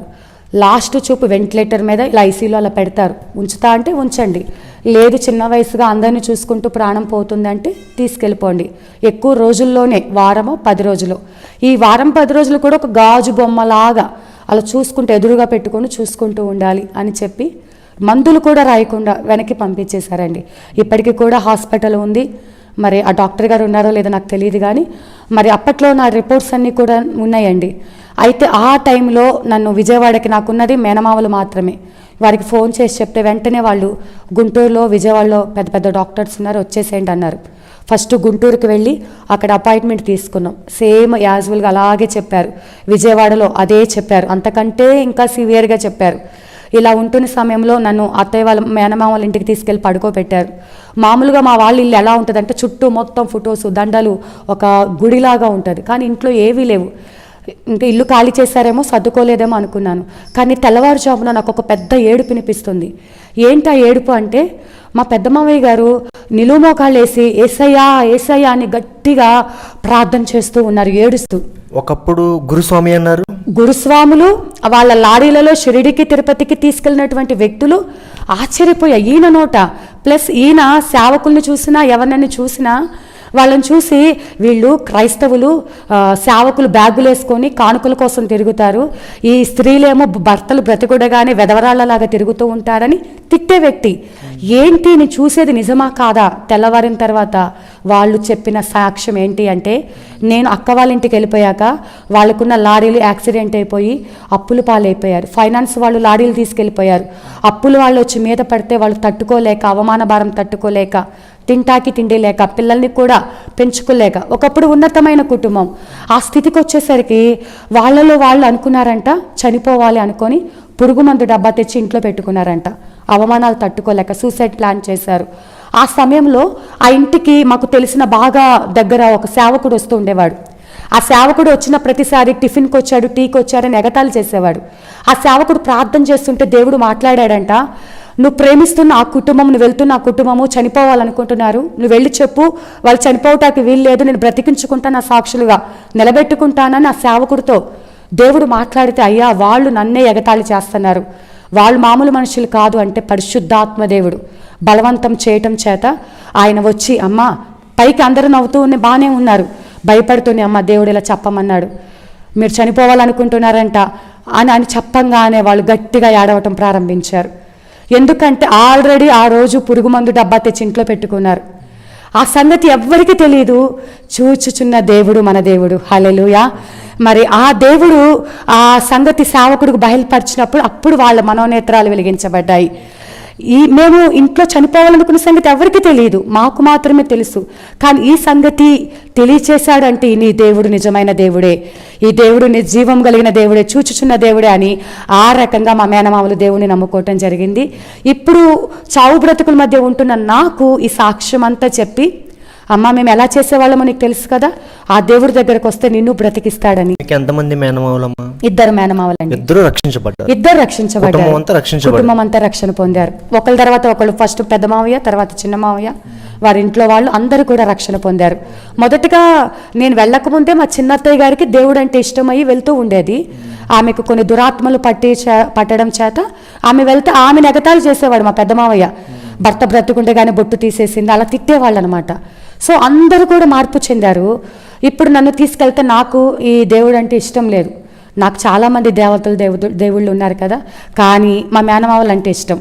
వాళ్ళే చెప్పారుగా, చనిపోయే నాకు ఏ దేవుడైతే ఏమైందిలే అనుకొని సరేనని ఒప్పుకున్నాను. ఆదివారం తీసుకెళ్లారు మందిరము, ఆ వెనక కుర్చీలు వెనక పడుకోబెట్టారండి. నన్ను పడుకోబెడితే వెళ్ళేసరికి ఆల్రెడీ వాక్యం జరుగుతుంది. సేవకుడు చెప్తున్న వాక్యం ఏంటంటే, తల్లి తన గర్భమున పుట్టిన బిడ్డనైనా మరచునేమో కానీ నేను నిన్ను మరువను, నిన్ను నా అరచేతుల్లో వెతుకుంటాను, నీ కోసమే నా ప్రాణం పెట్టాను, నేను కాపాడుకుంటాను, ఇలా చెప్తూ ఉంటే ఆ చావు బ్రతుకుల మధ్య వెనక పడుకున్న నాకు ఈ పాస్టర్లకు పని పాట లేదు, నన్ను చూసే చెప్తున్నాడు ఈ వాక్యము అని ఆయనను దూషిస్తున్న వ్యక్తిని ఆ స్థితిలో కూడా. కానీ అందరూ వెళ్ళిపోయిన తర్వాత నా దగ్గరికి పాస్టర్ గారు వచ్చారు. ఆయనకి నా గురించి తెలియదు, అప్పుడే చెప్తున్నారు, కొత్తగా చెప్తున్నారు, ప్రార్థన చేశారు. ఇంటికి వెళ్ళిన దగ్గర నుంచి అంటే ఆ పాస్టర్ గారికి నా గురించి తెలియకుండానే నాతో మాట్లాడింది ఎవరు? దేవుడు నిజంగా మాట్లాడతాడా? ఆ మాటలు చెవులో మారుమోగుతున్నాయి. పరిశుద్ధాత్ముడు ఆ రోజు నుంచే నాలో ప్రారంభించాడు ఆయన యొక్క స్వరము వినిపింప చేయటము. హల్లెలూయా. మరి ఆ స్వరము వింటూ ఉన్నప్పుడు పదే పదే నిన్ను బ్రతికించుకోవడానికి, నీ కోసమే ప్రాణం పెట్టా, నీ తల్లిదండ్రులు విడిచినా నేను నిన్ను విడిచిపెట్టాను, నిజమే కదా, నా తల్లి తండ్రి నన్ను విడిచిపెట్టి వెళ్ళిపోయారు, నీ చావు బ్రతుకుల మధ్య ఉన్నాను, నాకు చిన్నప్పటి నుంచి కష్టాలే, ఏనాడు సంతోషం అనేది లేదు, అలాంటి నా కోసం దేవుడు ప్రాణం పెట్టాడా, ఈయన అసలు నిజంగా దేవుడు, ఆయన మాట్లాడతాడా, ఎన్నో హాస్పిటల్కి తిరిగితే చచ్చిపోతావు అని నా ముఖానే చెప్తున్నారు, కానీ ఈయనేంటి నిన్ను బ్రతికించుకుంటా అంటున్నాడని ఆ మాటలు నాకు నెమ్మది కలగచేశాయి. ఒక సమాధానం నాలో ప్రారంభించబడింది. అప్పటి నుంచి విజయవాడ పీడబ్ల్యూడి గ్రౌండ్లో మీటింగ్స్ జరిగేవి. గ్రౌండ్ బయట నేను ఆటో దిగితే గ్రౌండ్ లోపలికి వెళ్తా గంట టైం పట్టేది. చేతులు పట్టుకొని గ్రౌండ్ లోపలికి నడిపించుకుంటూ వెళ్ళేవారు. అడుగులో అడుగు వేసుకుంటూ వెళ్ళేదాన్ని. అలాంటి స్థితి, వారంలో చనిపోతానన్న నేను 2 నెలలు బ్రతికే ఉన్నాను. 2 నెలలు బ్రతికుండి ఈ దేవుడు నాకు దేవుడిచ్చిన కృపావరం ఏంటంటే, దేవుడు ఎప్పుడు సూటిగా మాట్లాడుతూనే ఉండేవాడు. ఎవరు ఏ సేవకురాలు వాక్యం చెప్పినా సూటిగా నాకు ఉన్న ప్రశ్నలన్నిటికీ జవాబు దొరికిపోయేవి. అందుకోసం నేను వెళ్ళిపోతూ ఉండేదాన్ని. 2 నెలలు గడిచింది. ఇప్పుడు నా భర్తకి చెప్పాను నేను, ఏమనంటే మా అత్తయ్య గారు సంతోషపడతారు, ఎలాగూ చనిపోతా, కొంచెం ఆయుష్ కాలం పెరిగింది, మా అత్తయ్య గారి దగ్గరికి వెళ్దామని అడిగితే నా భర్త ఇప్పుడు చెప్తున్నాడు, ఇప్పటిదాకా ఒకెత్తు, మా అమ్మకి క్రైస్తవులు అంటే పడదు. మా కుటుంబంలో ఎలా ఉంటుందంటే రాయలసీమ ప్రాంతంలో క్రైస్తవులు కిందే కూర్చోవాలి, కుర్చీల్లో కూర్చోకూడదు. ఒక గ్లాసు మనం తాగే గ్లాసు వాళ్ళకి ఇవ్వకూడదు. వారికి సపరేట్ డిస్పోజబుల్ గ్లాసెస్ ఉంటాయి, వాళ్ళకి సపరేట్ సామాను ఉంటాయి. మన ఎదుట వాళ్ళు ఇలా నిలబడటానికి వీల్లేదు, అట్లా ఒదిగేలాగా ఉండాలి. అలాంటి కుటుంబము. ప్లస్ మహానంది టెంపుల్ అక్కడ రాయలసీమ ప్రాంతంలో చాలా ఫేమస్ అండి. ఆ టెంపుల్కి సంబంధించినటువంటి లింగము మా అత్తయ్య గారు వాళ్ళ పొలంలో దొరికిందని వాళ్ళ యొక్క పొలాన్ని కూడా అలా వదిలేశారంట. ఇప్పటికీ కూడా ఈవెన్ మా అత్తయ్య గారు వాళ్ళ బంధువులు అక్కడ ప్రతి సంవత్సరం ఒక ఉత్సవం లాగా చేస్తూ ఉంటారు. వాళ్ళందరూ కూడా అన్యులు. మా ఇంట్లో వాళ్ళందరి పేర్లు, మా మామగారి పేరు ఈశ్వర్రెడ్డి, సాంబశివారెడ్డి, శివశంకర్ రెడ్డి, శివరామరెడ్డి. దీన్ని బట్టి మీకు అర్థమవుతుంది వాళ్ళు ఏ యొక్క దేవుని ఆరాధన చేస్తున్నారో వాళ్ళకి అర్థమవుతుంది. అంతేకాకుండా ఆమె ఒక గయాళిగా, ఒక భయంకరంగా, ఆమె అంటేనే అందరూ భయపడిపోయేవారు. నా భర్త చెప్పాడు, మా అమ్మకి తెలియకూడదు. వచ్చాము, మేము సంతోషంగానే ఉన్నాము. మా అత్తయ్య గారికి తెలియకుండా రహస్యంగా సినిమాకి వెళ్తున్నాం, ఐస్ క్రీమ్ పార్లర్కి వెళ్తున్నాం అని అబద్ధాలు చెప్పి దేవుని మందిరానికి వెళ్తూ ఉండేవాళ్ళమండి. రహస్యంగా దేవుని మందిరానికి వెళ్తూ ఉండేవారు. ఇలా ఉంటున్న సమయంలో నాకు ఒకటి అర్థమైంది దేవుని వాక్యం ద్వారా, నేను చనిపోతాయి, నా ఆత్మ ఎక్కడికి వెళ్తుంది, ఏదో ఒక టైంలో నేను చనిపోతా, నాకు తెలుసు, నాకు ఇచ్చిన ఆయుష్కాలం తక్కువ. అయితే నా ఆత్మ దేవుని సన్నిధికి వెళ్ళాలి అంటే, నా ఆత్మ రక్షణ పొందాలి అంటే నేను వెంటనే బాప్తిసం తీసుకోవాలి. ఎప్పటికో నాకు టైం లేదు, ఇప్పుడే నాకు నేడే రక్షణ దినం అన్న వాక్యము నన్ను పట్టుకొని వెంటనే నా భర్తను ఒప్పించి ఇద్దరం మందిరానికి వెళ్ళేవాళ్ళం. ఆయన నా కోసము మందిరానికి, ఆయన కూడా దేవుని వైపే కనులెత్తారు. ఎందుకంటే ఆయన కళ్ళ ఎదుట నేను సజీవ సాక్షిని. ఇద్దరం ఒకటే రోజు ఇంట్లో తెలియకుండా బాప్తిసం తీసుకున్నాం. ఇప్పుడు బాప్తిసం తీసుకున్నాక ఇంట్లో తెలిసిపోయింది. ఇంకా తెలిసిపోవటం చేత ఇప్పుడు మొదలు పెట్టాడు మా అత్తయ్య. నిన్న మొన్నటి దాకా రోగిష్టిది, అనాథ, కట్నం దాలేదు, ఇప్పుడు ఈ దేవుని తెచ్చి ఇంట్లో పెట్టింది. ఒకటే అడిగా, చిన్నప్పటి నుంచి ఎన్నో తిట్లు తన్నులు తిని ఎన్నో కష్టాలు పడి ఎంతో కన్నీరు కార్చా, కానీ ఇప్పుడు అయ్యా నీ కోసం తట్టుకునే శక్తి, నేను ఎదురు తిరగటమో పారిపోవటమో కాదు, తట్టుకునే శక్తి నాకు ఇవ్వని దేవుణ్ణి అడిగాను. దేవుని మహాకృపను బట్టి ఆమె అనే కొద్దీ నేను ఇంకా మీటింగ్స్ పెట్టడం, సువార్త సభలో వాడబడటము, ఇంకా ఇంటి దగ్గర సేవకుల్ని పిలిపించడం, ఇలా చేస్తూ ఉండేదాన్ని. ఈ విధంగా 4 సంవత్సరాలు నంద్యాల ప్రాంతంలో యేసుకృప మినిస్ట్రీస్ అనే ఒక సంఘంలో దేవుడు నన్ను నాటుకున్నాడు. అక్కడ తక్కువ సమయంలో నేను బాగా ప్రార్థన చేయటం చూసి సేవకులు నా పరిచర్యను వాళ్ళు మరి చూసి నాకు గృహాలు దర్శించడానికి, స్త్రీల మధ్య వాడబడటానికి అవకాశం ఇచ్చారు. అయితే ఇలా ఉంటున్న సమయంలో నన్ను ఆదివారం 3 ఆరాధనలు జరిగితే భోజనాలు పెడితే పళ్ళాలు నేనే కడిగేదాన్ని, మందిరం శుభ్రం చేయడానికి ఏ అవకాశం దొరికితే, పాట పాడమంటే పాట, ప్రార్థన చేయమంటే ప్రార్థన, ఏ అవకాశం దొరికినా ప్రార్థనలో ఎప్పుడు కూడా ఉంటూ ఉండేదాన్ని. ఇలా ఉంటున్న నాకు 4 సంవత్సరాల తర్వాత ఇంకొక జబ్బు ఆల్రెడీ ఉంది, కానీ అది నాకు ఉంది అని తెలిసింది ఏంటి అంటే, ఒక ఆదివారం మందిరానికి వెళ్ళటానికి రెడీ అయితే నా భర్తను మా అత్తయ్య గారు తిడుతున్నారు, ఇలాంటి దాన్ని చేసుకొచ్చుకున్నావు, నువ్వు ఎలాగూ వినవు, మరి కనీసం అనాథ పిల్లలనైనా తెచ్చి పెంచుకోండి, మరి మీకు పిల్లలు లేరు, ఆల్రెడీ 4 ఏళ్ళు దాటి 5వ సంవత్సరం వచ్చేస్తుంది అని చెప్పారు. అప్పటిదాకా భరించిన నాకు ఆ రోజు ఒక వేదన, అంటే ఆమె మీద కోపం కాదు, అత్తయ్య గారి మీద కోపం కాదు, కానీ నాలో ఒక వేదన.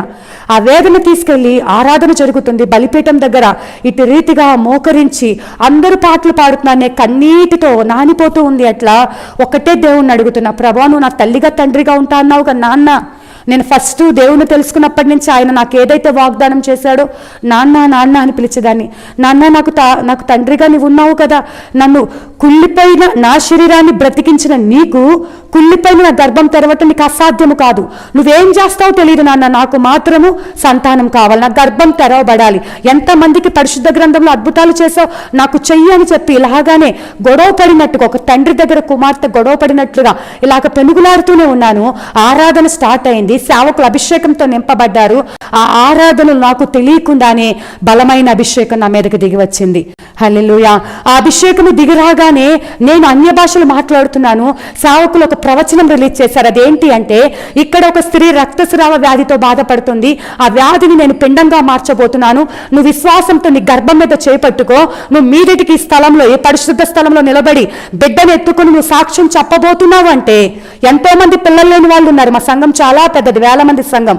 అయితే నేను ఎవరి వైపు కన్నులు ఎత్తలేదు, కానీ ఆ అభిషేకం నన్ను తాకినప్పుడు ఆ వాగ్దానం నా కోసమే, నేను ఆ వాగ్దానం అంగీకరించి దేవుడు మరి నేను అంగీకరించాను.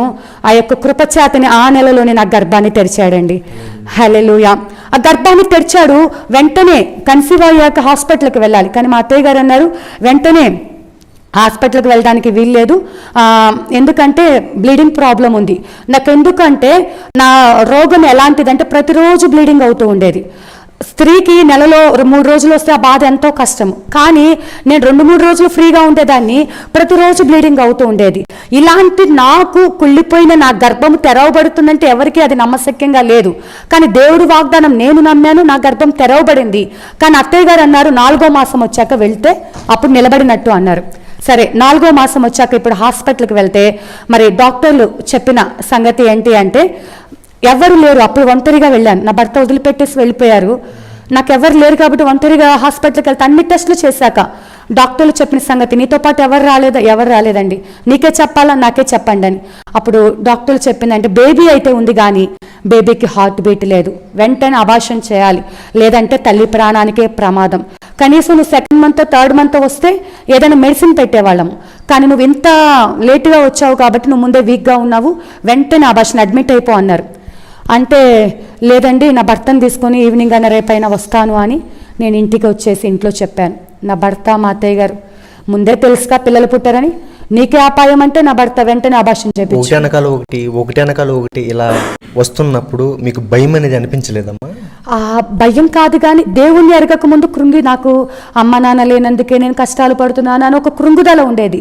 కానీ ఎప్పుడైతే నేను దేవుణ్ణి నమ్ముకున్నానో ఒక ధైర్యం, ఇప్పుడు ఏదైనా సమస్య వస్తే పుట్టింటికి పరిగెత్తుకుని వెళ్ళి ఫోన్ చేసి చెప్పినట్టుగా నాకు ప్రతి చిన్న సమస్యకి దేవుని దగ్గరికి వెళ్ళిపోయేదాన్ని. మోకరించి ప్రార్థన చేసుకుంటూ ఉంటే ఒక వాక్యము ద్వారా, నాలో ఒక స్వరము ద్వారా దేవుడు నన్ను ధైర్యపరుస్తూ ఉండేవాడు. అందుకే ఏ చిన్న సమస్య వచ్చినా ఆయన దగ్గరికి వెళ్ళిపోతూ ఉండేదాన్ని. ఏనాడు కూడా మందిరానికి ఆగిపోవటం కానీ, నియామక కుటాలకు ఆగిపోవటం కానీ లేదండి. అంత నమ్మకంగా దేవుని పని అలా చేసుకుంటూ వెళ్ళిపోతూ ఉండేదాన్ని. ఇలా ఉంటున్న సమయంలో అందరూ అన్నారు అది అబార్షన్ చేపించేసుకోమన్నారు, కానీ నేనైతే చేపించుకోలేదు. డాక్టర్ వెంటనే ఈరోజే అడ్మిట్ అవ్వాలి, సాయంకాలం వచ్చి అడ్మిట్ అవ్వమన్నారు. నేనైతే దేవుని దగ్గర ఒక్కటే, నాన్న నాకు మాట ఇచ్చింది నీవు, మాట తప్పుటకు నువ్వు అన్యాయస్తుడు కాదు, పరిశుద్ధ గ్రంథంలో హన్నమ్మకు మృతతుల్యమైన శారా గర్భాన్ని తెరిచిన దేవుడివి, మరి నాకెందుకు మాట ఇచ్చి తప్పుతావు? నాలో ఏదైనా పాపం ఉందా? అప్పటిదాకా నా ఇన్నర్ ఫీలింగ్ ఏంటంటే, అందరు పొగుడుతుంటే సంఘంలో నేను చాలా మంచిదాన్ని, అన్య కుటుంబం నుంచి వచ్చా, నేను బాగా ప్రార్థన చేస్తా, నేను పరిశుద్ధురాల్ని, నాలో ఏ పాపము లేదు అని నా ఇన్నర్ ఫీలింగ్. కానీ ఎప్పుడైతే నేను 3 రోజులు ఉపవాసం ఉన్న, నాలో తప్పు లేదు కానీ ఉంటే చూపించమని దేవుడికే సవాల్ విసిరినట్టుగా 3 రోజులు ఉపవాస ప్రార్థనలో ఉన్నా. అయితే ఆ 3 రోజుల ఉపవాస ప్రార్థనలో దేవుడు నాలో రహస్యంగా ఉన్న ప్రతి పాపాన్ని బయటకు తీసుకొచ్చాడు. హల్లెలూయా. దేవుడు మాట్లాడుతున్న దేవుడు. ఆయన ఎంత పరిశుద్ధుడు అంటే, ఆయన ఏదైతే మన నుంచి ఆయన ఎంత పరిశుద్ధుడో మనం అలాగే పరిశుద్ధంగా ఉండాలని దేవుడు కోరుకుంటూ ఉంటాడు. ఆ రూపం వచ్చేదాకా ఎందుకు, మీరు ఇందాక అడిగినట్టుగా ఈ శ్రమల మధ్యలో ఒక ధైర్యం ఉంది. మా నాన్న ఉన్నాడుగా, నాకు సహాయం చేస్తాడుగా ఒక ధైర్యం ఉంది. ఆ ధైర్యం ఎలా వచ్చింది? దేవుడి వలన వచ్చింది. కానీ దేవుడు ఏంటంటే నన్ను సంపూర్ణంగా ఏ విధంగా అయితే బంగారము శుద్ధ సువర్ణంగా పుటము వేయబడినప్పుడు మార్చబడుతుందో నన్ను శ్రమల కొలిమిలో పరీక్షిస్తూ ఉన్నాడు నా దేవుడు. అది నాకు ఎప్పుడు అర్థమైందంటే ఆ 3 రోజుల ఉపవాస ప్రార్థనలో ఎలా చేసేదాన్ని అంటే, మందిరానికి వెళ్ళినప్పుడు ఏ వస్తువులు పెట్టుకోకుండా అంటే సింపుల్గా రెడీ అయ్యేలేదాన్ని. తర్వాత బంధువుల దగ్గరికి వెళ్ళినప్పుడు నా భర్త 30 కాసులు బంగారం చేపించాడు. వాళ్ళందరికీ బంగారం చూపించుకోవాలి. ఇక్కడి నుంచి ఇక్కడికి పువ్వులు పెట్టుకొని అలంకరణ అంటే బాగా ఇష్టపడుతూ ఉండేదాన్ని. ఎంత బాగోకపోయినా అలంకరణ అంటే బాగా ఇష్టం. దేవుడి మందిరానికి వచ్చినప్పుడు ఒకలాగా, చుట్టాల దగ్గరికి వెళ్ళినప్పుడు ఒకలాగా, వాళ్ళు ఎక్కడికి పిలిస్తే అపవిత్రమైన స్థలాలకు వెళ్ళిపోవటము, మళ్ళీ ఇక్కడికి వచ్చి పరిచర్య చేయటం, మళ్ళీ గృహాలు దర్శించి ప్రార్థన చేయటము. ఈ సంగతి ఇంత మాత్రమే కాదు, అప్పట్లో మొగల్ రేకులను ఒక సీరియల్ వచ్చేది. ఆ సీరియల్ అంటే పిచ్చి. పగలంతా పరిచర్య చేసి వచ్చేదాన్ని, రాత్రి అయ్యేసరికి ఆ రహస్యంగా చూస్తూ ఉండేదాన్ని.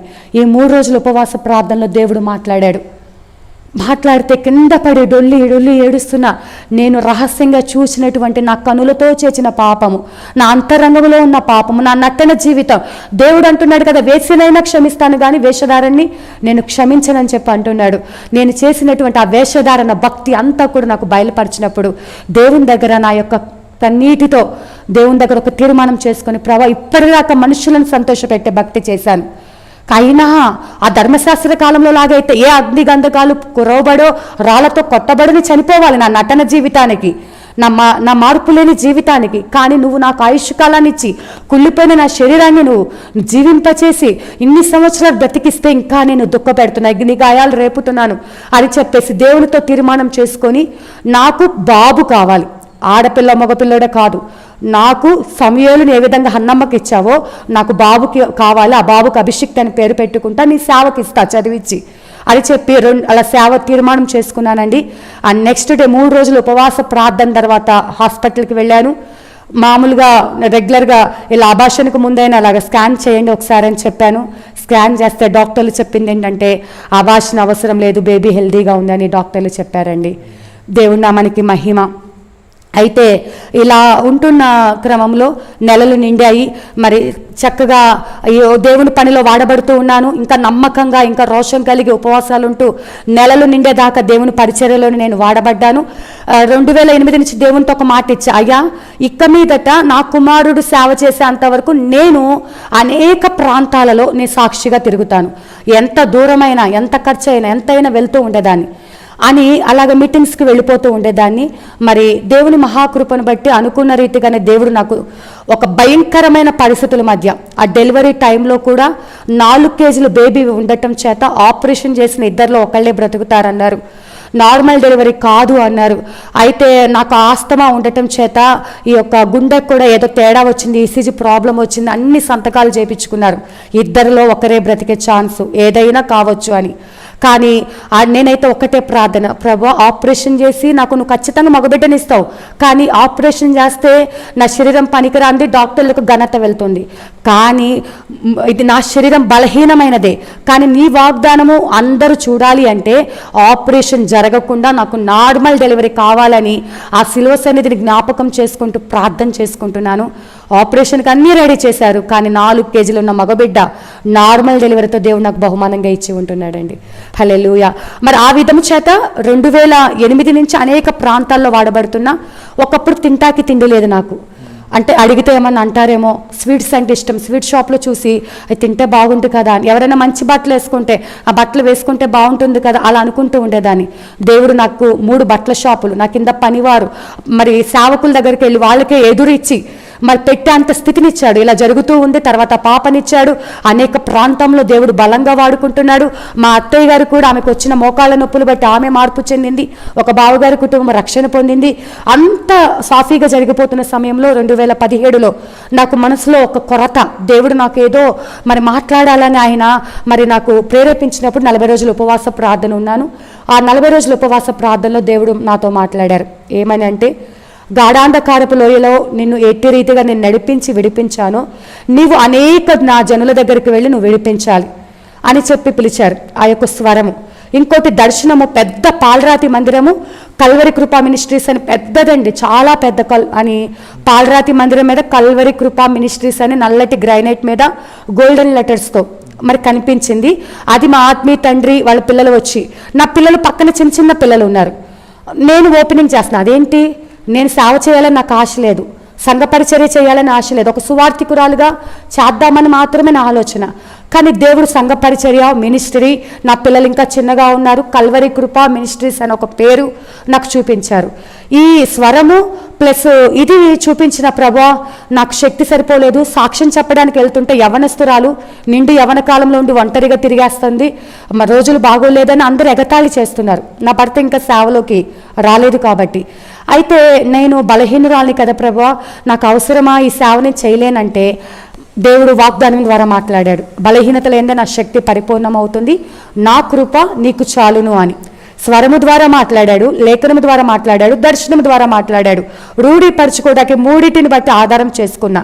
అయితే నేను సంపూర్ణంగా సేవ చేయటానికి అప్పటికి బట్టల షాప్స్ ఉన్నాయి, లక్షల వ్యాపారము టర్న్ ఓవర్ జరుగుతూ ఉంది, నా కింద పనిచేసేవాళ్ళు, ఉన్న పాటను వదిలేస్తే పిల్లలకి ఎట్లా అని. అయితే సరే సేవ చేస్తాను లోకల్లోనేమో అనుకొని ఎక్కడికి వెళ్ళాలి అని అనుకుంటూ ఉన్న సమయంలో ఇట్లా ఆలోచించుకుంటూ నేను కొంచెం నెగ్లెక్ట్గా ఉండటం చేత కరోనా రానే వచ్చింది. ఈ కరోనా సమయంలో మరి అంతా కూడా చర్చీలు మూతవేయబడ్డాయి. అప్పుడు నా హృదయంలో ఒకవేళ నేను చనిపోతే, ఆరోగ్యంగా ఉన్నవారు కళ్ళ ముందు రాలిపోతున్నారు, శరీరం అంతా కుళ్ళిపోయి ఆస్తమాతో బాధపడుతున్న నేను ఏదో ఒక క్షణంలో చనిపోతా, కానీ దేవుడు నాకు ఇచ్చిన మాట, ఆ వాగ్దానం నేను నెరవేర్చకుండానే చనిపోతానని దేవుడిని ఒక మాట అడిగా. ప్రభా ఈ కరోనా అయిపోతే ఇంక నేను అన్ని వదిలేసి సేవకి వెళ్ళిపోతాను, కానీ నాకు రాకుండా చూసుకో, వస్తే నేను బ్రతకనని నాకు తెలుసు, రాకుండా సహాయం చేయని చెప్పి మరి ఇద్దరితో కాన్ఫరెన్స్ కాల్, బంధువుల అమ్మాయి హైదరాబాద్లో ఉందండి, ఇద్దరితో కాన్ఫరెన్స్ కాల్ స్టార్ట్ చేశాను ఆ కరోనా టైంలో. ఇప్పటికీ 5 సంవత్సరాలు అవుతుంది. ఆ కాన్ఫరెన్స్ కాల్ ఇద్దరితో ప్రారంభించబడి 150 మంది, 6 రాష్ట్రాల ప్రజలు, ఢిల్లీ, చెన్నై, కర్ణాటక, ఒరిస్సా, తెలంగాణ, ఆంధ్ర, ఇప్పుడు కూడా సాగుతూ ఉందండి. ఇప్పటికి ఇద్దరితో నా పరిచర్య అలా స్టార్ట్ అయింది. ఇద్దరితో ఇట్లా అంటే నేను ఏదైతే వాక్యం చెప్పాలో, దేవుడు నాకు ఏవైతే బయలుపరుస్తున్నాడో, అనేకులు వెంటిలేటర్ల మీద ఉన్నవారు, అనేక దురాత్మలతో ఉన్నటువంటి వారు, ప్రార్థన చేస్తుంటే అద్భుతాలు, ప్రార్థన చేస్తుంటే సూచక్రియలు, 2 నుంచి 3కి, 3 నుంచి 4కి, ఇట్లా అది మొత్తం కూడా స్ప్రెడ్ అయిపోయింది కాన్ఫరెన్స్ కాల్. ఇలా లాక్డౌన్ అయిపోయింది. ప్రార్థన చేసినప్పుడు దేవుడు విజయవాడ వెళ్ళమని నాతో పాటు కాన్ఫరెన్స్లో మిగిలిన వాళ్ళకి చూపించారు. మరి ఎక్కడైతే నేను విగ్రహారాధన చేశానో వారి దగ్గరికి వెళ్ళి దేవుడు సువార్త ప్రకటించమన్నాడు. సో అతి కష్టము మీద నాకు ఇష్టం లేకపోయినా, ఎందుకంటే విజయవాడలో మహాగణులైన దైవజనులు ఉన్నారు, నాకు సేవకుల సపోర్టు లేదు, నాకు అంత జ్ఞానము లేదు, బైబిల్ ట్రైనింగ్ లేదు. ఇలాంటి సమయంలో విజయవాడ వచ్చి ఏం చేయాలి అనుకున్నటువంటి పరిస్థితి ఇష్టం లేకుండానే. అదే నంద్యాల అయితే మాకు అక్కడ మంచి పేరుంది, కొంచెం పొలాలు, స్థలాలు అవన్నీ ఉన్నాయి, ఏదైనా సహకారం అందుతుంది. అలా అక్కడ ఆల్రెడీ నేను ఆలగడ్డ ప్రాంతంలో కొంతమందిని, ఒక 50 మందిని గ్యాదర్ చేసి దేవుని సన్నిధికి నడిపిస్తున్నాను. ఆ ప్రాంతంలో రాయలసీమ ప్రాంతం అయితే ఓకే, ఇక్కడికి వచ్చి నేనేం చేయాలి? నా భర్త అంటున్నారు, ఉన్న పాటను వదిలేస్తే పిల్లల ఫీజులు మనం ఎలా పోషించబడతాము, అక్కడ ఇంటి అద్దెలు ఎక్కువ ఉంటాయి. అయితే ఒకటే, పిలిచిన దేవుడు నమ్మదగిన దేవుడు, ఆయన పోషించుటకు సర్వశక్తిమంతుడని నా భర్త ఇద్దరం కలిసి కొన్ని సామాను 2 సంచుల్లో పట్టుకొని ట్రైన్లో ఎక్కేసి వచ్చేసామండి. ఒక ఇల్లు తీసుకున్నాము. అంతకుముందు కొంతకాలము అంటే ఇక్కడ పరిచర్యకు ఒక ఇల్లు, చిన్న ఇల్లు తీసుకొని అప్ అండ్ డౌన్ చేసేదాన్ని నేను. అంటే ఆదివారం, శనివారం నైట్ ఎక్కటం, 8 గంటల ప్రయాణం నంద్యాల నుంచి విజయవాడకి. ఆ 8 గంటల ప్రయాణం చేసి రావటము, ఆదివారం ఇక్కడ చూసుకోవటము. మరి ఇక్కడ నాకు రావటమే ఎలా సమకూడారంటే నా కాన్ఫరెన్స్లో ఉన్న ప్రజలు స్టార్టింగ్ 10 మందితో అట్లా ఆ రీతిగా నడిపించుకుంటూ కాన్ఫరెన్స్ నుంచి నాకు చాలా సపోర్ట్ అండి. ఇప్పటికి కూడా కాన్ఫరెన్స్లో ఉన్నవారు ఈరోజు ఇంటద్దె కట్టాలి, లేకపోతే ఈరోజు ఫీజు ఒక 100 రూపాయలు, ఒక 500, ఒక 200, అట్లా వాళ్ళు పంపించే కానుక మీద ఆధారపడి ఒకప్పుడు లక్షల్లో టర్న్ ఓవర్ చేసేవాళ్ళము. ఇప్పుడు లక్షల్లో టర్న్ ఓవర్ చేసి అంత బిజినెస్ వదులుకొని విజయవాడ వచ్చారు అంటే బయట ప్రపంచానికి అర్చనారెడ్డి గారంటే ఆవిడకి ఏముందిలే అని చెప్పి చాలామంది అనుకుంటారు. మీరు నాకు మా సంఘం ద్వారా మా గ్రామంలోకి వచ్చి మీ సాక్ష్యం పంచుకున్నారు, మీ గురించి స్వయంగా నేను విన్నాను, చూశాను. అసలు ఇక ఉండడానికి అద్దెంట్లో ఉంటున్నారు, తినడానికి కూడా బాగా దీనస్థితిలో ఉన్నారు. ప్లస్ ఏంటంటే చర్చి కట్టేటప్పుడు అడ్డించుకున్న ఆటంకం ఎన్నో వచ్చినాయంట. దాని గురించి మీ సేవా పరిచర్యలో అనుభవం కొంచెం క్లుప్తంగా వివరించండి అమ్మా. సరే అండి. అయితే ఈ విధంగా మొదటగా వచ్చిన చోట బాగా మందిరం డెవలప్ అయిపోయిందండి, అన్ని జనుల మధ్య కాబట్టి అందరూ ఆకర్షించబడిపోయి, నేను చిన్నప్పటి నుంచి వాళ్ళ మధ్య పెరిగాను కాబట్టి బాగా పరిచర్య విస్తరించబడింది. అయితే అక్కడ ఉన్నటువంటి ఆ దగ్గర ప్రాంతంలో ఉన్న దైవజనులు ఎక్కడి నుంచో వచ్చి ఇక్కడ మందిరం స్టార్ట్ చేసేసింది అని, వాళ్ళ సంఘంలో వాళ్ళు మన దగ్గరికి ఎవరు రారు, అయినప్పటికీ ఒక జలసీతో నన్ను బలవంతంగా అక్కడి నుంచి ఖాళీ చేపించారు. ఇప్పుడు నేను నివాసం చేస్తున్న ఈ ప్రాంతం ఎక్కడ ఉందో నాకు తెలియదు. విజయవాడ ఒక చివరిలో ఉంటున్న ప్రాంతం ఇది. ఈ ప్రాంతానికి చాలా కష్టం ఇది, ఎందుకంటే క్రైస్తవుల కన్నా ప్రార్థన కన్నా నాకు కేవలం ఉండటానికి కాదు, ప్రార్థనకి పర్మిషన్ ఇచ్చే ఇల్లు కావాలి. ఆ ఇంటి కోసం చాలా తిప్పలు పడి ఆ ఇంటికి ఈ ఇంటికి, ఒక పిల్లి కనుక తన పిల్లల్ని పెట్టుకొని తిప్పుకున్నట్టుగా అక్కడ క్లియర్ అయిపోవటం, మళ్ళీ ఒక్క ఆత్మతో మళ్ళీ పరిచర్య స్టార్ట్ చేయటము. మొదట వచ్చిన వాళ్ళు దగ్గరైతే వచ్చేవాళ్ళు, ఇంత దూరము వందలు డబ్బులు పెట్టుకొని రావడానికి కుదరదు కాబట్టి ఎప్పుడన్నా వచ్చి కలిసి అలా వెళ్ళేవాళ్ళు. మళ్ళీ ఒకరితో అంతా పోగొట్టుకొని పరిచర్య స్టార్ట్ అయింది. అయితే ఈ ప్రాంతానికి వచ్చాను, చాలా తిరస్కారాలు, గొడవలకు వచ్చారు, ఇక్కడి నుంచి ఖాళీ చేపిస్తామన్నారు, కేసులు పెడతామని బెదిరించారు. అలా ఉంటున్న సమయంలో ఇప్పుడు ఉన్నటువంటి ఈ స్థితి కూడా మేము ఇది కొనుక్కున్నది కాదండి, ఒక సంవత్సరం అగ్రిమెంట్ లాగా తీసుకొని నెలకి 20,000 రూపాయలు ఇట్లా ఒక ఈఎంఐ లాగా ఇలా కట్టాలి అని కొంత అమౌంట్ వాళ్ళకి అప్పు రూపంలో తీసుకొని ఇక్కడ జరుపుకోవటానికి రేకుల షెడ్ వేసుకొని ఈ ప్రార్థన జరుపుకుంటున్నాం. ఇక్కడ వచ్చే వాళ్ళందరూ కూడా ఎవరంటే వాచ్మెన్స్, పనులు చేసుకునేవారు, కూలివారు, దేవుడు అంటే తెలియని వారు, అన్య కుటుంబాల వారు వస్తున్నారు. నేను ఒక్కటే, ప్రభా ఈ సంఘమును నేను దేవుని తట్టు నడిపించబడాలి, ఈ సంఘం ద్వారా నాకేదో పోషణ వస్తుందని కాదు, నేను ఎలాగైతే నశించిపోతూ ఉన్నప్పుడు నన్ను ఎలాగైతే బ్రతికించావో వీరిని నిజమైన దేవుడు ఎవరో సర్వసత్యంలోకి నడిపించాలని వీరు చుట్టూ తిరుగుతూ మరి చాలా మొండి హృదయాలు కలిగినటువంటి వారు 1కి 10 సార్లు వాళ్ళ ఇంటి దగ్గరికి వెళ్ళి వారి కోసం ప్రార్థనలు చేస్తూ ఉన్నప్పుడు దేవుని కృపను బట్టి ఒక స్థిరమైన సంఘాన్ని దేవుడు మనకి ఇచ్చి ఉంటున్నాడు. ఈ కట్టేటప్పుడు కూడా ఈ రేకుల షెడ్, టెంపరీగా వేసుకున్న రేకుల షెడ్కు కూడా చుట్టూ ఉన్నటువంటి ప్రాంత ప్రజలు మా మీద మున్సిపల్ ఆఫీస్లో కంప్లైంట్ ఇవ్వటం, ఈ గోడలు కట్టేటప్పుడు వాళ్ళు వచ్చేసి పని ఆపేయమనటము, ఒక 10 మంది మీరు ఎలా పరిచర్య చేస్తారో చూస్తాం, మిమ్మల్ని లేపేస్తామని బెదిరించటము, వీటన్నిటి మధ్య ఒకటే మళ్ళీ మందిరము 29 రోజుల్లో ఈ రేకుల షెడ్ కట్టబడిందండి. ఈ 29 రోజులు నేను ఉపవాసం ఉండి కన్నీరు కారుస్తూ ఇక్కడ గోడలు కట్టబడుతూ ఉంటే ఇక్కడే మధ్యలోనే ప్రార్థన చేస్తూ ఎంతమంది వచ్చినా ధైర్యంగా నిలబడే శక్తి నాకు ఇవ్వు ప్రభా, ఏదేమైనా ఈ స్థలం నువ్వు నాకు ఇచ్చావు, నేను ఇది వదిలిపెట్టి వెళ్ళను అని ప్రార్థన చేస్తూ ఉన్నప్పుడు దేవుని కృప ఈరోజు అనుకూలపరిచి ఇక్కడ పరిచర్య జరుగుతుందండి. మీ అయ్యగారు అంటే పాస్టర్ గారు మీరు ఇక్కడ ఉంటున్నారు, ఇటువంటి ఈ సిచ్యువేషన్లో తెలియని ప్రాంతంలో ఒక మూల ప్రాంతంలోకి వచ్చి ఇంత శ్రమలు అనిపిస్తున్నప్పుడు ఎందుకు వెళ్ళిపోదాం అన్న మనసు మీకేనా ఎప్పుడైనా అనిపించిందమ్మా? ఎప్పుడు అస్సలు రాదు. ఇంకా రోషం కలిగి, ఇంకా వీళ్ళు అనే కొద్దీ, శ్రమ వచ్చే కొద్దీ, కష్టం వచ్చే కొద్దీ ఇంకా నా దేవుని కోసం రోషం కలిగి నేను పని చేయాలి. ఎప్పుడైతే నా టెస్టిమోనీ ఇలా బయటకి వచ్చిందో, అనేక ప్రాంతాల్లో వాడబడుతూ ఉన్నప్పుడు అనేకులు కన్నీటితో ఈ టెస్టిమోనీ ద్వారా మేము రక్షణ పొందాము, లేకపోతే మేము పిల్లలు లేనటువంటి వారు, వ్యాధులతో ఉన్నటువంటి వారు, నేను ఒక్కదాన్నే అనాథన కాదు, నేను ఒక్కదాన్నే కష్టాలు పడలేదు, నాలాగా పడుతున్న ప్రజలు ఎందరో ఉన్నారు, అందుకే దేవుడు నన్ను పిలుచుకున్నాడు అని ఇంకా రోషం కలిగి చేయాలని దేవుని పని సంతోషంగా సాగుతున్నాం. పిల్లలు బాధపడుతూ ఉండేవారు, మా బాబు కొంచెం వచ్చి అక్కడ ఉంటే బాగా తినడానికి ఉండేదమ్మా, సమృద్ధిగా ఉండేదమ్మా, ఇక్కడికి వచ్చి తినడానికి చిన్న పాల ప్యాకెట్ తెచ్చుకొని ఆ పాల ప్యాకెట్ కూడా జాగ్రత్తగా వాడుకున్న పరిస్థితి. అలాంటి సిచ్యువేషన్లో పిల్లలు బాధపడుతుండే, వెళ్ళిపోదాం అని పిల్లలు బాధపడుతూ ఉండేవారు. అయితే నా భర్త కూడా దేవుని పిలుపుని బట్టి అభిషేకం తీసుకోవటము, ఇద్దరం కలిసి నాడు కుటుంబంతో కలిసి, బాబు ఇప్పుడు కొంచెం ఎదిగాడు కాబట్టి సేవ మీద ఒక ఆసక్తి కలిగి సేవకు 2 పిల్లలు సహకారంగా ఉన్నారు, కుటుంబంతో కలిసి పరిచర్య చేస్తున్నాం. ఒకప్పుడు తింటాకి తిండి లేని నాకు దేవుడు అన్నీ ఇచ్చాడు, అన్నీ ఇచ్చిన తర్వాత వాటిని పెంటలాగా ఎంచుకొని అన్నీ విడిచిపెట్టేసి వచ్చాము. వచ్చిన తర్వాత దేవుడు అవమానానికి అప్పగించలా, పస్తులు అప్పగించలేదు, ఇప్పుడు కూడా దేవుడు ఘనంగానే వాడుకుంటున్నాడు. మరి దుబాయ్, అబుదాబి, షార్జా ప్రాంతాల్లో దేవుడు ఘనంగా వాడుకున్నారు. మీ సాక్ష్యం చెప్పడానికి, వాక్యం చెప్పడానికి తిరగని ప్రాంతం అంటే లేదు అనుకుంటున్నాను. దేవుని మహాకృపను బట్టి ఢిల్లీ వెళ్ళాను, మరి తెలంగాణలో కూడా మన పరిచర్య ఉందండి, మరి అక్కడ నెలకు ఒకసారి వెళ్తూ ఉంటాను. ఇంకా అనేక ప్రాంతాలలో నేను వెళ్ళని చోటకి మరి మీ లాంటి వారి ద్వారా దేవుని కృప ద్వారా మరి ఆ సాక్ష్యం వెళ్ళటం జరిగింది. ఇంకా ఈ యొక్క టెస్ట్ మనీ విన్నటువంటి వారికి ఇంకా ఈ యొక్క సాక్ష్యము బలపరుస్తుందని, ఇంకా అనేక ప్రాంతాల్లో ఆయన రాకడ వరకు నాకు ఆయుష్ ఉన్నంత వరకు. నేను ఎప్పుడు చనిపోతానో నాకు తెలియదు. దేవుడు ఏ పూట కాపూట ఇది నా చివరి రోజు అనుకుంటాను. దేవుడు నడిపిస్తూ ఉన్నాడు, ఇట్లా ఆయన పనిలో జరిగించుకుంటూ ఉన్నారు నడిపిస్తూ. మరి ఈ విధంగా అయితే ముందుకు సాగుతున్నాను. ఈ పరిచర్య కోసము నా కుటుంబంతో కలిసి దేవుని పని చేస్తున్నాను. అది సంతోషం. ఇంకా బిడ్డలు సేవలు ఇంకా బహుబలంగా వాడబడాలని మరి నా కోసము మీరందరూ కూడా ప్రార్థన చేయండి.